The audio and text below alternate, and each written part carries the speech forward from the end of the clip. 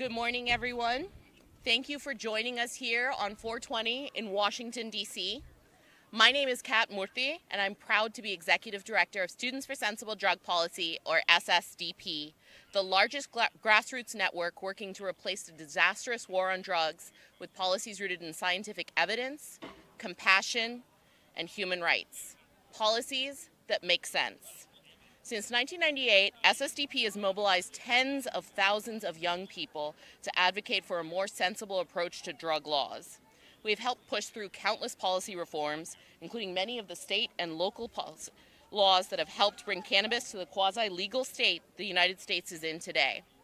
24 states and the District of Columbia have legalized cannabis sales, while medical marijuana is legal in the vast majority of the country, including our nation's capital. Because cannabis prohibition does not make sense. And over 9 in 10 Americans, people on both sides of the aisle, agree. And with Wall Street traders peddling favorite cannabis stock picks and slick dispensaries with Apple Store aesthetics boasting curated shelves of branded packaging in just about every major city in the United States, the average American can be forgiven for thinking that the war on marijuana is over. But cannabis is still not legal in the United States, not at the federal level and not in a meaningful way. There are around 200,000 marijuana-related arrests in America each year. Over 90% are for simple possession. And right now, nearly 3,000 people remain in federal prison for cannabis-related offenses, some serving life sentences within miles of a dispensary that sells more marijuana in a single day than the amount that they are locked up for. These are not abstract statistics. They are people who have lost decades of their lives, separated from their families and their communities for conduct that is now legal in much of the country, and who are now being denied jobs, housing, education, the right to vote, and in many cases are even locked out of the legal industry that they helped build because of past cannabis charges. Let me reiterate. At the same time that cannabis is being sold in sleek storefronts across the country, the companies are making millions, and that states are collecting tax revenue, Americans just like you are going to prison for a plant that almost all Americans think should be legal and many already think is. So today, we are here to recenter 420, not as a celebration of how far we have come since SSDP first started in 1998, and we have indeed come so far, but as a call to action, because we have not yet come far enough. Because the war on drugs is a war on all of us, and because until every prisoner is free, until arrests end, and until rights are restored, this fight is not over. Today, you'll hear from people who have lived through the worst of these policies, and from advocates fighting to end them. And together, we are calling for full federal legalization, the release of all cannabis prisoners, and the restoration of rights for those whose lives were stolen from them. Let us begin. Wow, that was great. Awesome. It's now my honor to introduce Congressman Steve Cohen, the Democratic U.S. Representative for Tennessee's 9th Congressional District, representing Memphis since 2007. Congressman Cohen has been a longtime leader in Congress opposing the war on drugs and advocating for more rational, humane drug policies. His leadership continues to push the federal government towards accountability and reform. Please join me in welcoming Congressman Cohen. Thank you. When I was elected to Congress in 2006, I had no idea that I would be here today. No, not that I wouldn't be in Congress, but that this would still be an issue. It is insane that the federal government has not changed the classification of marijuana and truthfully taken it out of the classification entirely and made it legal. I started working on this in my career when I was the police legal attorney in Memphis in 1978, and we got a citation in lieu of arrest bill drawn up and passed by the legislature, particularly for marijuana. And then I was elected to the state senate, and I worked on changing marijuana laws there for many years. Here I work with Earl Blumenauer and others. It needs to stop. Putting people into jail only helps the illegal trafficking of marijuana and makes it continue. And it takes away people's liberties, takes them away from their loved ones, and takes away SNAP payments, benefits, and other benefits that are prohibited from people convicted of marijuana offenses for lifetimes. I have a bill I've introduced this year, the Restore Act, Reentry Support Through Opportunities for Resources and Essentials Act of 2025. That would end the federal lifetime ban on people with drug felonies from receiving SNAP and TANF benefits. And there's no reason they shouldn't have those benefits because of a one-time offense maybe 20, 30, or 40 years ago. 21 states, including my home state of Tennessee, still enforce SNAP drug felony bans. 92% of individuals suffer from food insecurity when released from jails and prisons. In my state, it's about a 64% favor legalization of marijuana for recreational purposes, whatever recreational means, and about 80-some-odd% favor it for medicinal use. The research opportunities are limited because it's classified as Class 1, which puts it with acid, I think it's meth, fentanyl, heroin, right. And that's insane. Marijuana in the same class as heroin? People do not die from overdoses of marijuana. And it should just be legalized, really. The federal government should do it. So I'm happy to be here with these young people on 420. I know in my city in Overton Park, there'll be a lot of people out there in 420, and they'll be having a blast. Thank you for being here. If you have any questions, I'll be happy to answer them. Yes, ma'am. Sentiment for marijuana has definitely changed a lot both within your party and even across the aisle. Where do you think the party stands overall? I mean, I know not everyone's on the same page yet, but where do you think the party overall is right now? Well, you know, Joe Biden wanted it to be reclassified. The DEA was supposed to do it. It went through certain loopholes, but they didn't push it.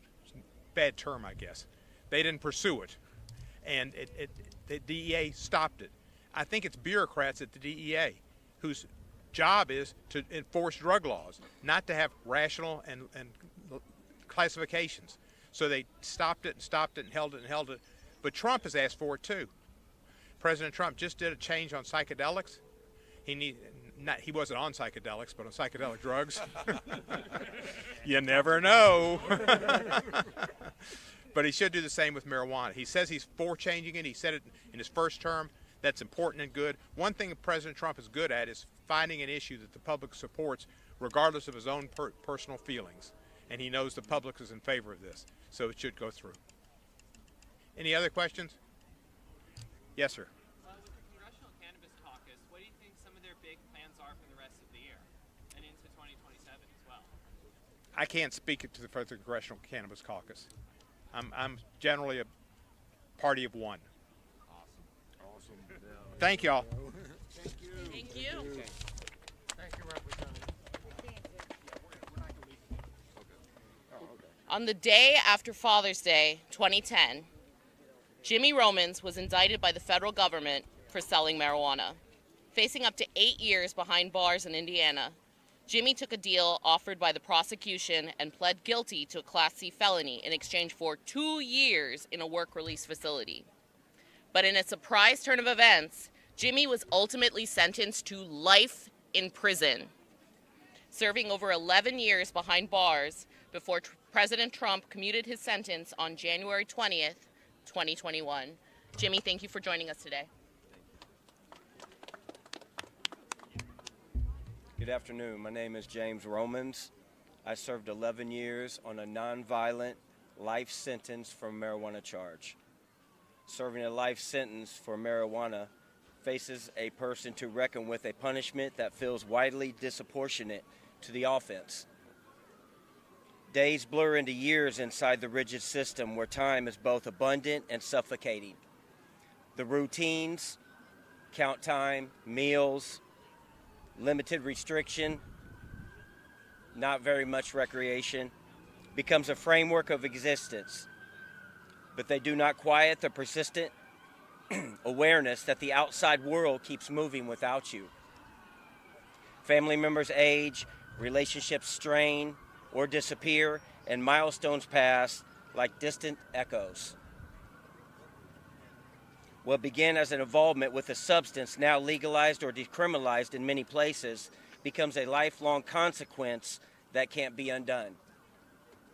There's also a psychological weight that settles in, the sense of being left behind by shifting laws and public attitudes.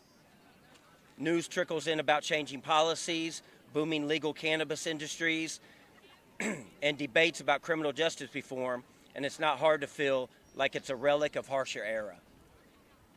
Hope becomes complicated. Appeals, clemency petitions, or reforms offer a sliver of possibility while we're in there. But nothing's guaranteed. Survival depends on adapting, finding meaningful in small routines, and holding on to some sense of identity beyond the sentence, even when the system reducing a person to a number and a past mistake. That's a small glimpse of a failed war on marijuana legalization. Legalization has to be done. This country has been dealing with this issue for far too long. Men and women are suffering. Families are suffering. And for what? A plant. I am free now, but there are still many countless men and women still serving sentences, including life sentences, for a plant that is sold across America every day. Please change these laws. That's what we're here for today. I want to thank everyone that said a prayer, pushed my name to the limits, or even just had me in their thoughts for one day. It really means a lot when we're in there and we don't have anybody. We're doing today is a voice for the voiceless. There's people in there that don't have a voice. Some of them don't have families. And that's what we're here today for, to get the awareness for the people that are in there suffering these conditions, for a plant that you can go, like she said, down the street and buy at some of these facilities. I'd like to give a special thanks to Alice Johnson and Ivanka Trump, because they're the ones that pushed my name to be able to get to the president's desk on his very last day. And thank you, President Trump, for having the courage to sign that and let me re-enter society again. I'd like to thank SSDP and Travis Colin and everybody here. It's been an honor, and I appreciate the time, and we just need to get these prisoners home. I still have a co-defendant in there. His name is Kevin Harden. His condition is not good health-wise, and we're just trying to push for him to get home. So we just need to free Kevin Harden. Thank you all. Thank you, Jimmy. Free Kevin. In March 2002, Border Patrol agents found 1,500 pounds of cannabis hidden in a truck parked outside Craig Cecil's auto body shop. Even though Craig, a first-time non-violent offender, had no prior record, had not been caught transporting cannabis himself, and did not even own the truck in question, he was sentenced to life in prison and served nearly 2 decades before his sentence was commuted by President Trump on January 19th, 2021. Craig, thanks for joining us today. Thank you. One thing I'd like to point out is, yes, as a first-time offender, I was sentenced to life imprisonment for marijuana, not because I bought or sold it, but just because I helped the people that hauled it to make extra money. But really what I want to point out is, although my indictment only had my name on it, and my sentencing paper only had my name on it, I wasn't the only one sentenced. All the people in my business lost their jobs. My 2 children were left without a parent. My father died during my time in prison, and there was nothing I could do to say goodbye. My son died while I was in prison. He was 8 years old when I got locked up. He lived without one of his parents and unfortunately died of a drug overdose. I had to say goodbye to him by my daughter putting the phone on speakerphone on top of his casket. So really, I wasn't the only one sentenced to a ridiculous sentence for what shouldn't even be a crime. My family was, my workers were, my friends were. But the big thing is yes, I got relief. I got relief from President Trump when, like Jimmy, on his last day in office, he commuted my sentence to time served. But unfortunately, we left behind an extremely long list of people serving ridiculous sentences for marijuana. And that's why we're here to point out, I did get relief, but that relief didn't extend to all the people I left behind. And that's what I want to point out. All of those people, there's almost 300 of them here in federal prison. They all have children. They all have mothers and fathers. They all have friends and coworkers and family. And that's what we have to remember. This is a large number of people that are affected by a law that doesn't make any sense. I got out of prison and I was on home confinement with an ankle bracelet. I was allowed to go to the doctor. On my way walking to the doctor, I walked in front of a dispensary in Chicago. I stopped in front of the dispensary watching the string of people going in and the string of people walking out with small paper bags.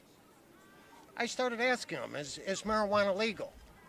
And they were, oh yeah, marijuana's legal, it's no problem. And I lifted up my leg and my pant leg and said, then explain this. Why am I locked in my house? And before that, I spent 19 years locked in a federal penitentiary. Yes, this is a big issue to a lot of people. And we have to look, it's not just the people that deserve to go to prison, as a lot of people like to paint. It's people like my son that didn't deserve anything that happened to him out of my conviction and sentence. That's what we need to fix. Our marijuana laws need to make sense. And I'm hoping we can convince our lawmakers to change our marijuana laws to make sense. I'm pushing for the federal government just needs to deschedule marijuana completely, make it no longer a federal controlled substance. Leave it up to the states and local governments to decide how they want marijuana handled in their communities. If they want to send people and their families to prisons, so be it. But not wholesale across the United States. Let's leave it up to the states and local governments. Let's let the cannabis laws actually be reflective of the people in our society that, live in communities, and let the community determine how marijuana will be handled there. But thank you for listening to me. Good job, Craig. Thank you, Craig. Life in prison for cannabis that wasn't even his. On July 26, 2010, Anthony DeJohn was sentenced to life in federal prison, plus 10 years for cannabis distribution conspiracy, despite no history of violence. He served more than 13 years before President Trump commuted his sentence on January 20th, 2021. First and foremost, I'd like to say thank you to all the people that came and organized this. I'd like to correct a young lady. I did 18 and a half years straight in a maximum security prison for a nonviolent crime. How you can put someone in a prison, a violent prison, for 18 and a half years is beyond me. We left a lot of people behind. I'm still wondering myself how they didn't get out. I guess you could say that we won the lottery. That's how I feel. If it wasn't for my mom, I'd probably still be in there. And as far as the government goes, I'm not sure why they still have it not legal. You see, Canada's got it legal across the whole country. It has to be something to do with the police force, like the senator was saying earlier.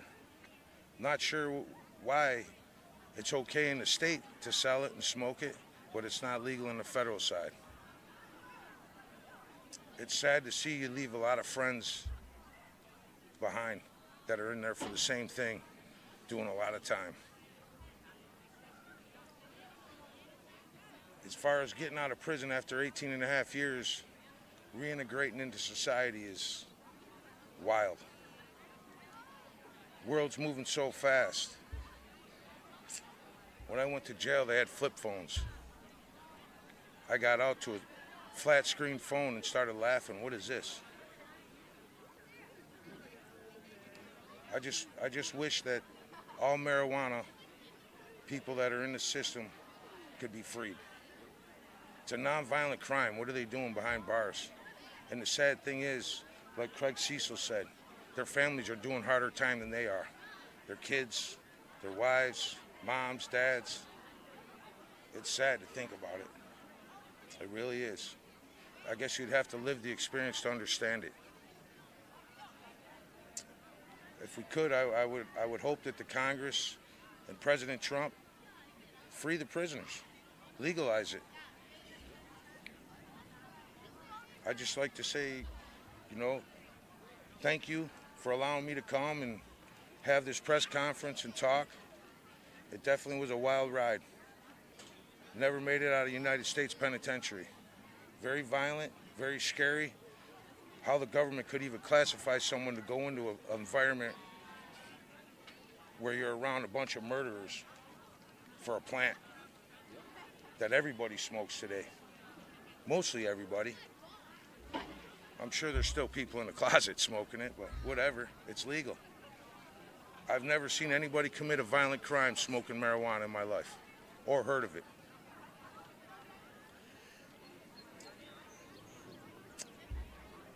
I'd just like to say thank you to everybody that came and put this together, SSDP.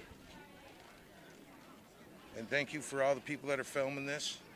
Appreciate your time. Thanks again. Thank you so much. 18 and a half years stolen from your life. In the summer of 2016, Jeremy Grove was pulled over by state police who found 0.1 grams of cannabis and arrested him for simple possession.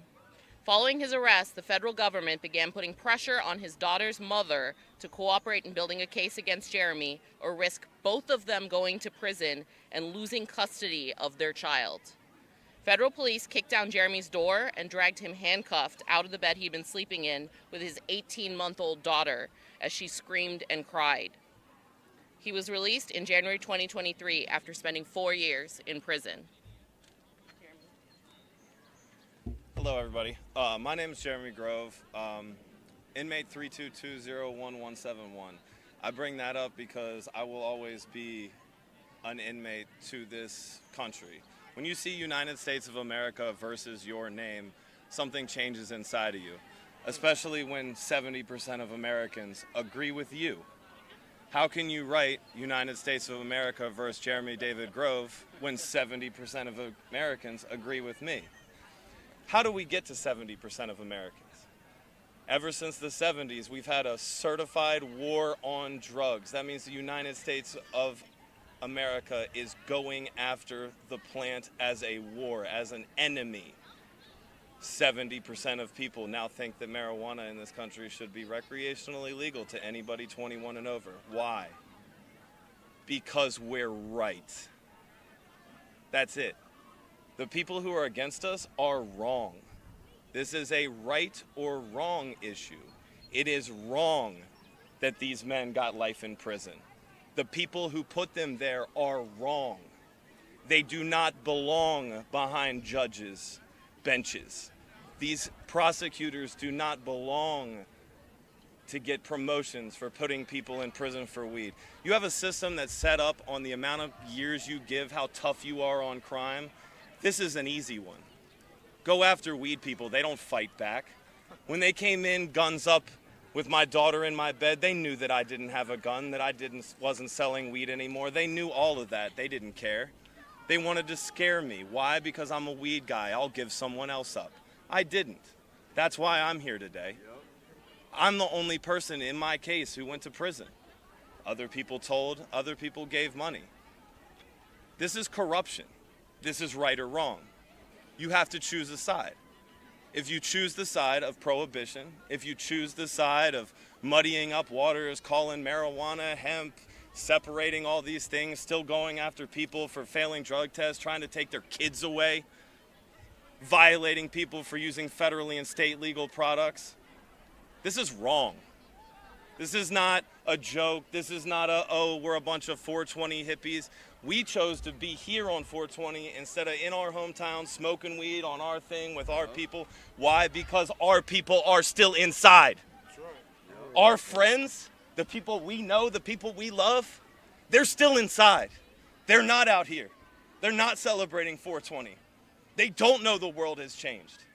They don't know that you can go to the store and you can buy it and you can smoke it in front of people. They don't know that because they're in prison for life. They will die there if we do not show the world that they are wrong and stand on it. That's why I'm here. Have a nice day. Good, bro. Good job.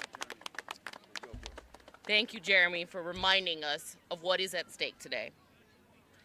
Travis Cullen is a licensed cannabis business owner who served nearly a decade in federal prison for cannabis.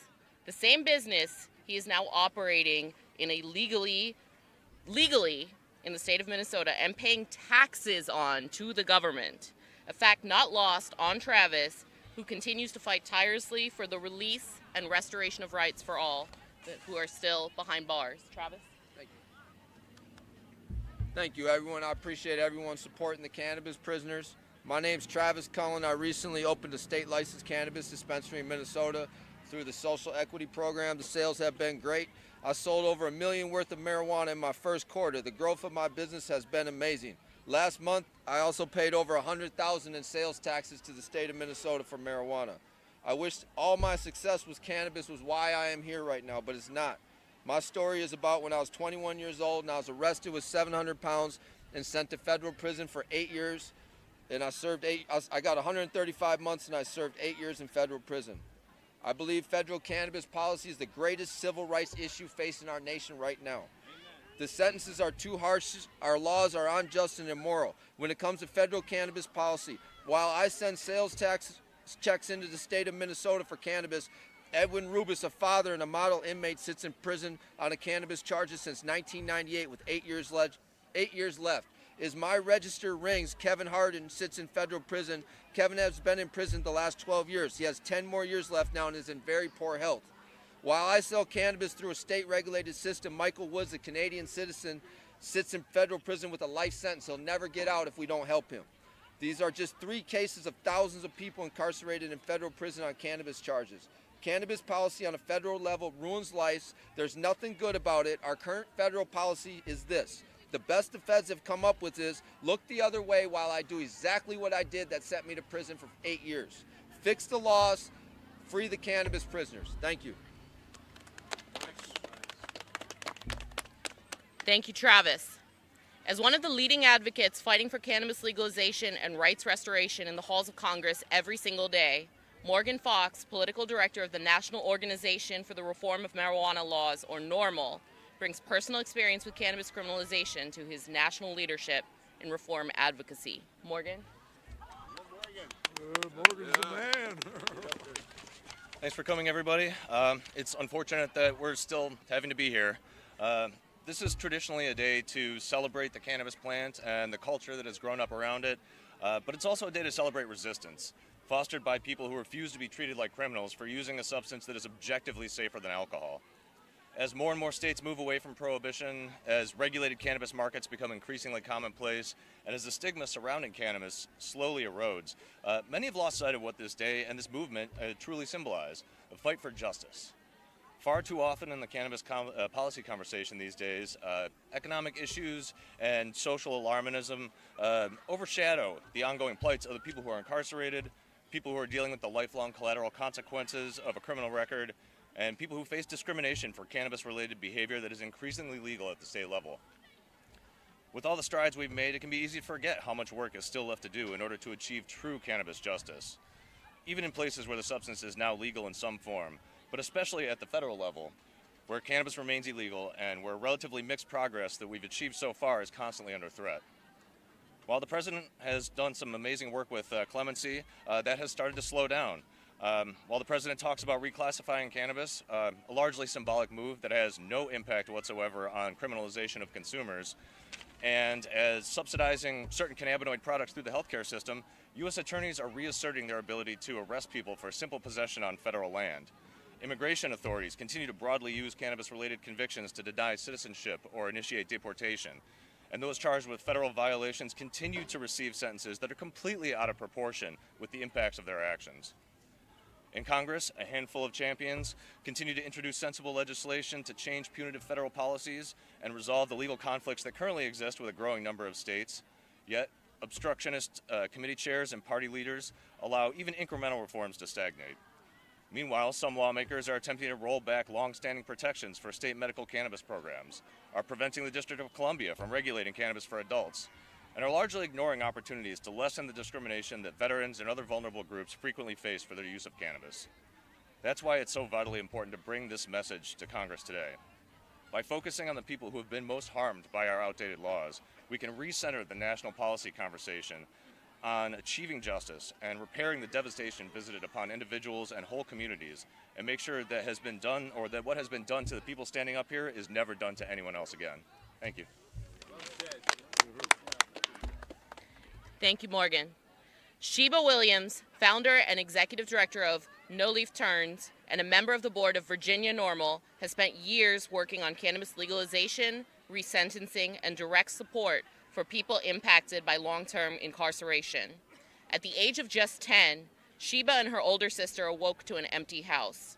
Their mother, ultimately sentenced for 6 months, and father, sentenced for 38 years, had been arrested the night before, marking just the first of many times that the penal system intersected with Sheba and her family's lives. Sheba, thank you for joining us today. Good morning. My name is Sheba Williams. I am the founder and executive director of No Left Turns, a Richmond, Virginia-based nonprofit that focuses on the quality of life for individuals impacted by incarceration. I am also a Virginia NORML board member. I've been a witness to the benefits of cannabis when my mother and grandfather were diagnosed with cancer. Anxiety, epilepsy, pain, etc. Yet we still criminalize those who use these as a benefit. For the past decade, I've worked to improve the quality of life for individuals who have been impacted by mass incarceration in Virginia. For 22 years, I have lived with a felony conviction and the 60,000 plus collateral consequences that come with an arrest.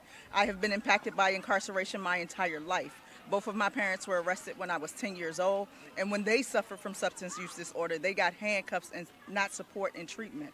I have watched our state promise us revenue and legalization for nearly 6 years, but disregard the prioritization of release of cannabis prisoners and expungement and record sealing and restoration of rights for those who remain incarcerated and those who are living under carceral control due to the smell of cannabis, due to Virginia's reliance on our version of stop and frisk, which disproportionately impacts Black Virginians 3.6 times more than any other base who use cannabis at the same rate.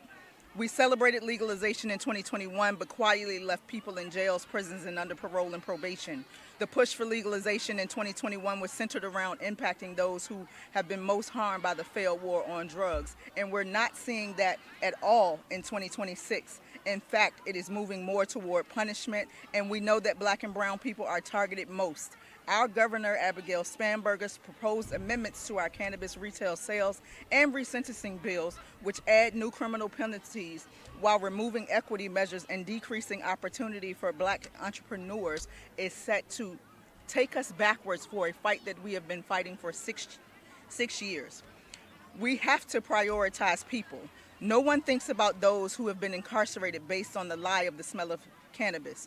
Virginia outlawed pretextual searches in 2021, and now our new administration is proposing going backwards, increasing penalties for possession, decreasing equity access and licensing, adding more crimes while saying we want automatic record sealing and release. The failed war on drugs has destroyed our communities for more than 5 decades. We've lost funding in education, parks and recs, job training programs, teacher pay, skilled earners in our workforce, and many other beneficial and preventative social programs while investing more money in incarceration. Even when we know the consequences of incarceration on individuals, families, and communities, we need to put people over capitalism and release every single individual who remains incarcerated for cannabis offenses. Who will be concerned about the people impacted by prohibition versus the profits? Thank you. Thank you, Sheba. Chris Gagnon is a chemist, neuroscientist, and former medical worker, as well as an SSDP ambassador out of Maryland. At a recent drug policy conference, Chris got the unfortunate opportunity to see what happens when our federal cannabis prohibition system interacts with international borders. Chris.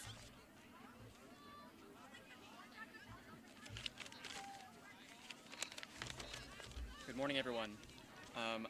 I'm not the biggest fan of weed. I have friends that enjoy it. I have friends that enjoy weed. I know some people that make it their identity, but that's not necessarily me. You may find it strange to see me here today, but I'm here because cannabis reform affects all of us, whether we use weed or not. Last year, I visited Detroit with some friends. Because of some logistics, I was at a hotel while they were at a house in the city. We had a lot of fun up until it was time to go. One of my friends decided to go to a dispensary before picking me up. These places were huge and the prices are much lower than back home, so I knew I'd share the car with a few bags of bits and bobs. I got worried after waiting an hour. I knew it would take a while, but something was obviously wrong. Then I was told my friend had been detained by U.S. Customs and Border Patrol. You see, the hotel I was at had a problem. There was one street in front that looked like it would lead to the pickup and drop-off point, but instead led to Canada. This was marked by a small Canadian flag on the ground, and on the ground in the same location and format you would see right turn only. There instead were painted the words, "To Canada." Now you might think this is fine. Weed is legal for recreational and medical use in both Michigan and Canada. However, weed is not legal on the federal grounds of the U.S. Border Patrol checkpoint, which does not have another exit past the right turn at the hotel I was at. So now we were stuck wondering how many years it would be until we saw our friend, who could be charged with drug trafficking for taking a wrong turn at a stoplight after making a legal purchase in the city they were still in. According to Border Patrol and Detroit locals, this happens every day there. And people are fined hundreds and thousands of dollars because of poor city planning. I prayed a lot that day, I think we all did, and then a miracle happened. After waiting several hours, we got a call and were told our friend had been released. They took all of their weed and sent them on their way. They were one of the lucky ones. But so many others are not. I thanked God for his help and said if there's anything I could do to return his kindness, to give me a sign. At that moment, we passed a billboard that only said one word: fight. And I've been doing that ever since. It's what we are all here doing today. These policies affect all of us. They are outdated and need to be changed to reflect what we already know to be true. People's lives have been destroyed and endangered because of policy choices from decades ago. Let us change that now. We cannot fully undo the harms the system has placed on our citizens, but we can stop it and allow for us to rebuild stronger and together. Thank you.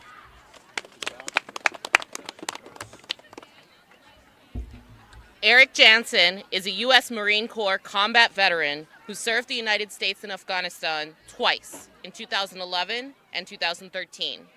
Today, he speaks on behalf of his fellow veterans who are now behind bars for using cannabis to help them address and heal the wounds of war. Eric? Thank you, Kat. I was trained to equip and operate in one of the most kinetic environments in Afghanistan. I was given every tool necessary to survive the Helmand province. But when I came home, I found myself in another fight, this time for my mental health, and the tools weren't there. Like many veterans, I came home carrying invisible wounds. We're told to adjust, to move on, but too often we're left without effective options. Here's the reality. If a veteran chooses a different path of healing, a plant, they risk criminal charges, and some are already paying the price. Marines like Deshaun Riley, airmen like Robert Deals, and soldiers and Native Americans like Christopher Fetter. They served their country, and now they serve time for non-violent cannabis offenses. That is not justice. You've trusted us in combat. You should trust us with our own healing. This isn't about politics. It's about aligning our laws with science and with reality. No veteran should come home from combat only to fight their own government for the right to heal. It's time for our laws to catch up with the science, and it's time for our laws to catch up with veterans. Semper Fidelis. Thank you. Thank you, Eric. On to another Eric. This fall will mark the 40th anniversary of Congress's enactment of mandatory minimum sentences for growing or distributing cannabis. Then counsel to the U.S. House of Representatives Committee on the Judiciary Committee Subcommittee on Crime, Eric Sterling helped pass that law. Quickly realizing the horrors that it caused, Eric left Capitol Hill to found the Criminal Justice Policy Foundation, and in the decades since, has been one of the most consistent and powerful voices calling for an end to the war on drugs. He speaks to us today on behalf of Law Enforcement Action Partnership. Eric?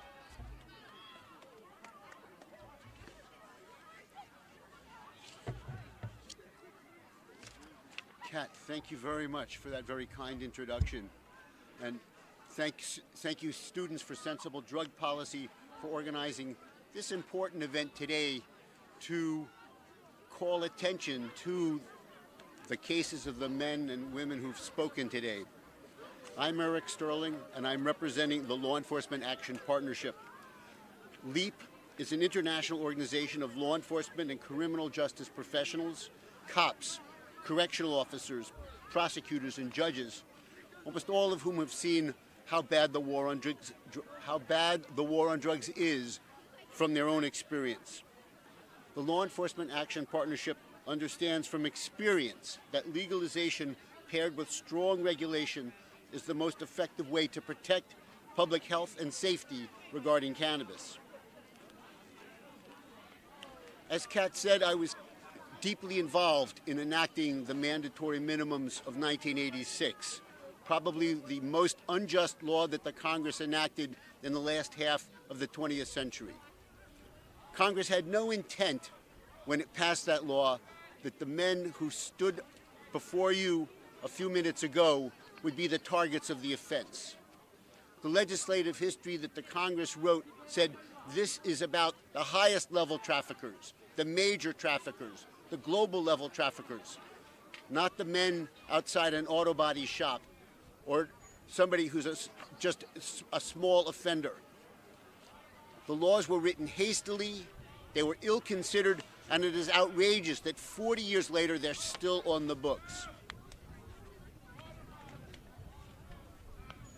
For the last 37 years, I've been working for the legalization of cannabis, and we've made enormous progress in the states. And I'm proud today to represent law enforcement's call to Congress to legalize cannabis. Most of the problems associated with cannabis stem from its illegality, now led primarily by the federal government. The problems are caused not by cannabis, but by the illegality, and they include the cartel involvement, the violence in the remaining illegal market, youth access in the illegal market, unregulated, potentially unsafe products in the illegal market, as well as money laundering, tax evasion, and police and political corruption. Supported by federal prohibition, state criminal cannabis cases are still consuming valuable law enforcement resources and court resources that would be better directed towards serious crime. Federal illegality handicaps the legal cannabis industry in the majority of states. It blocks legitimate interstate commerce and profoundly handicaps research into the medical benefits of cannabis. Every person still incarcerated for a cannabis offense is the victim of grievous injustice, as are the millions who face lasting consequences due to cannabis offenses. If Congress were to pass a cannabis legalization year, is there anyone who really doubts that President Trump would sign it? Why wait any longer? Thank you. Thank you.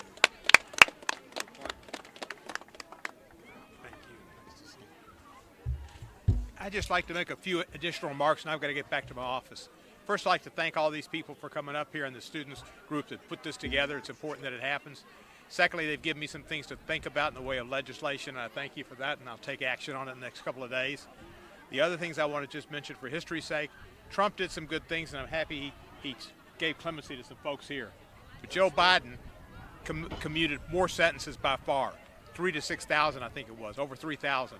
So Joe Biden did some good things at the end on that. President Trump could issue clemency or pardons for everybody that's in federal prison for cannabis right now today, and it certainly would be less harmful than letting all the people out who tried to overthrow this country on January 6th, which he's already done. Thank you so much. Thank you.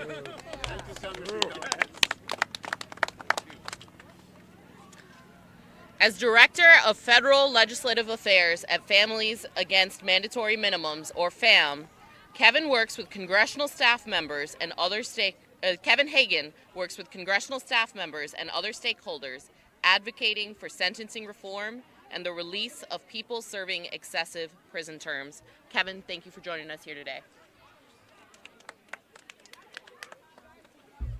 Good morning, and thank you to Students for Sensible Drug Policy for the invitation to be here today. Thank you. My name is Kevin Hagan, and I serve as the Federal Legislative Affairs Director at Families Against Mandatory Minimums.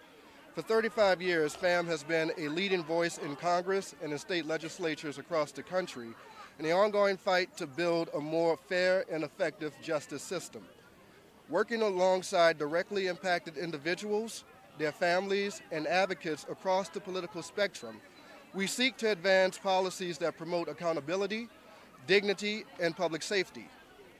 At the core of our work is a simple idea. Justice works best when it is proportionate and individualized. Mandatory sentencing laws remove judicial discretion, leading to rigid, one-size-fits-all outcomes that have been proven time and again to be unsuccessful. We've seen the human cost of those policies in cases like John Knock, who received 2 life sentences plus 20 years for a marijuana-related conspiracy offense, despite being a first-time nonviolent offender. His sentence was driven not by individualized assessments, but by mandatory minimums that left little room for judicial discretion. After 2 decades in prison, Mr. Knock was granted clemency by President Trump in 2021. For a first-time nonviolent offense, he and his family were robbed of valuable time that cannot be replaced. The impact of these policies extends far beyond the incarcerated individual. Families carry the burden financially and emotionally across generations. For decades, misguided sentencing policies have failed to reflect our nation's promise of liberty and justice for all. At FAM, we remain committed to working across party lines and with anyone who shares the goal of building a justice system that lives up to our founding principles. Too many people have lost too many years to prison. Through the collective effort of everyone here today and the people we represent across the country, we can rebuild lives, restore families, and renew faith in the American legal system. Thank you. Thank you so much, Kevin. Maritza Perez Medina, Director of the Office of National Affairs at the Drug Policy Alliance, or DPA, and one of the key leaders of the Marijuana Justice Coalition, or MJC, works tirelessly, often behind the scenes, and rarely taking much credit, to end criminalization and advance drug policy reform at the federal level. Maritza?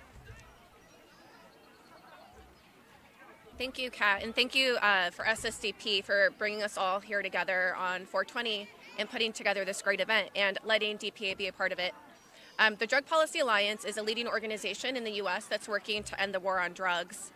As Kat said, my name is Maritza. I'm the Director of Federal Affairs for the Drug Policy Alliance and also one of the leaders of the Marijuana Justice Coalition, which is a national coalition that has worked to twice pass the MORE Act in the House.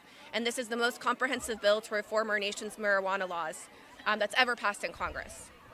The MORE Act would deschedule marijuana, legalize it. It would expunge sentences and also resentence individuals who are serving sentences for marijuana activity, and so much more. Why do we need bills like the MORE Act? I mean, everybody who spoke here today said it more eloquently than I can, but we know that marijuana prohibition has caused decades of harm in our communities, leading to unjust criminal legal system contact, family separation, and lost opportunities in employment and wages, among other devastating collateral consequences. It's long past time to end drug policies of prohibition and exclusion. The Drug Policy Alliance urges the President and Congress to act today. Release people incarcerated for marijuana through acts of clemency, and pass legislation like the MORE Act to liberate people from prison. Thank you. Thank you, Maritza, and thank you, DPA. As Senior Policy Counsel in the Justice Division of the American Civil Liberties Union, or ACLU, Nina Patel works to protect civil rights and ensure cannabis reform includes justice, equity, and accountability. Nina?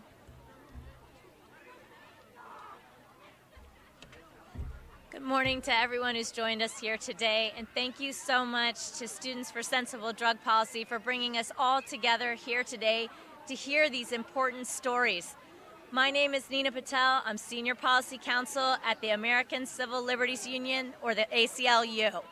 I'm here to talk to you today about a problem that is as persistent as it is unjust, and that's the racial disparities that exist in marijuana enforcement in every town and every county in this country.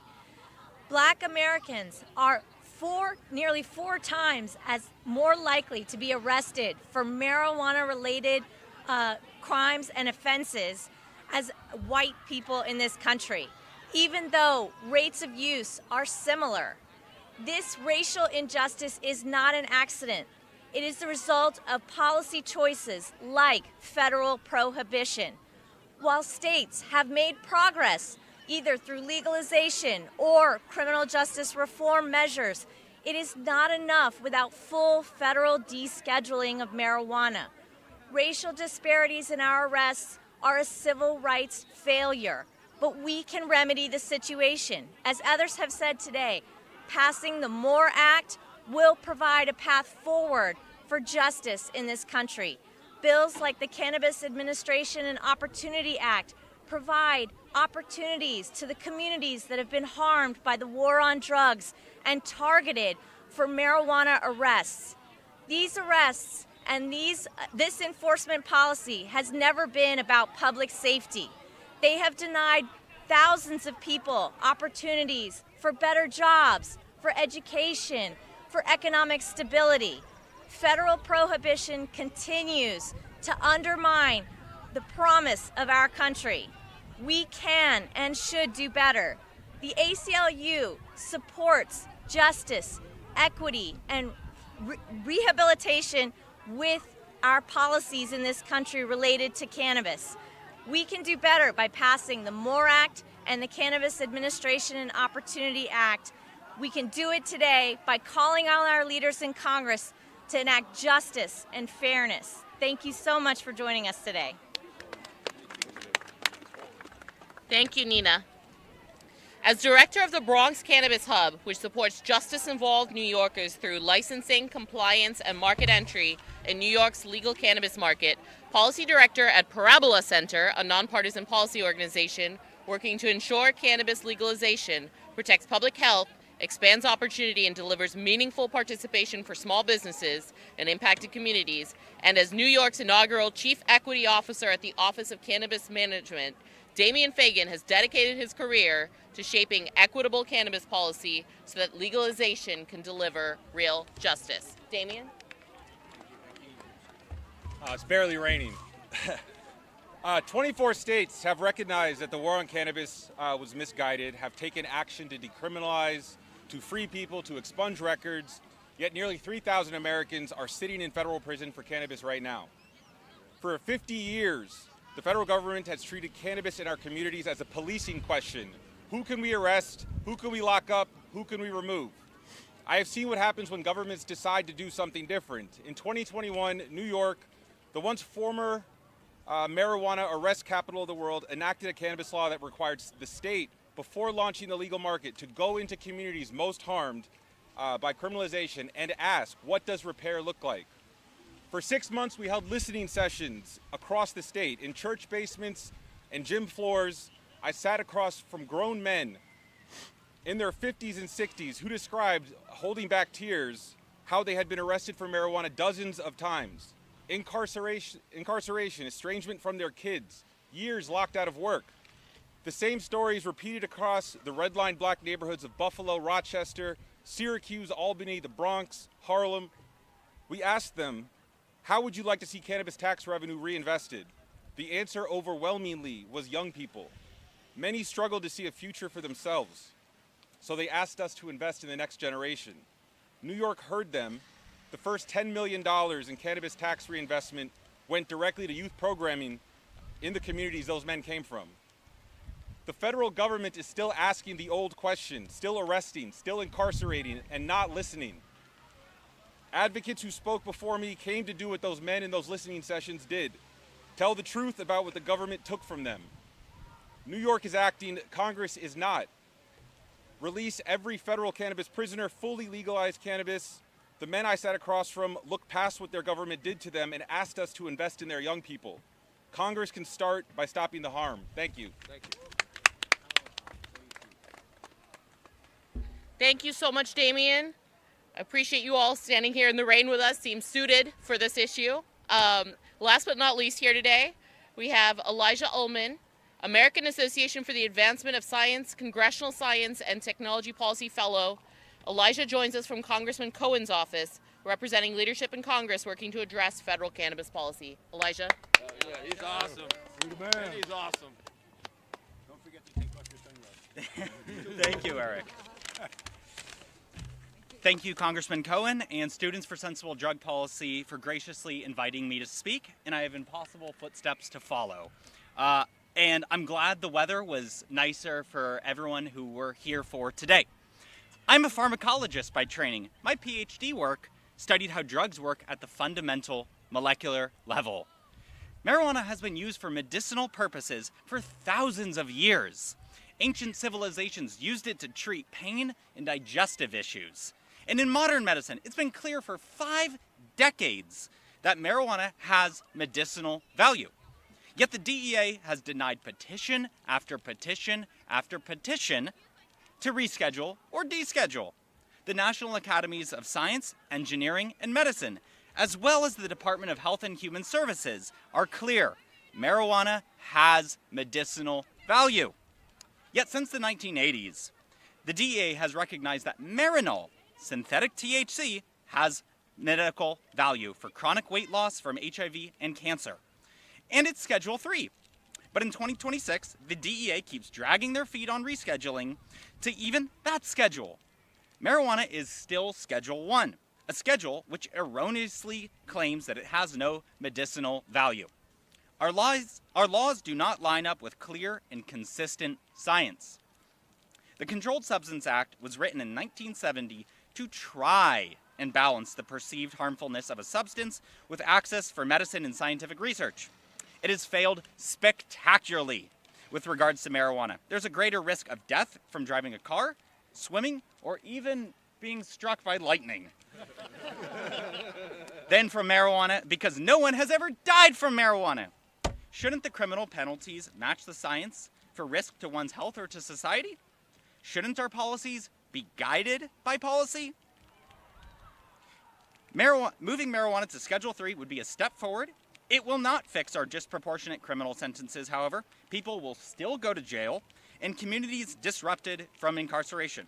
However, it will make research more accessible for my scientific colleagues. The data is clear. Incarceration is more harmful than marijuana. I'm so glad to support Congressman Cohen as part of his staff, and you all on this important issue. Thank you for allowing me to be here.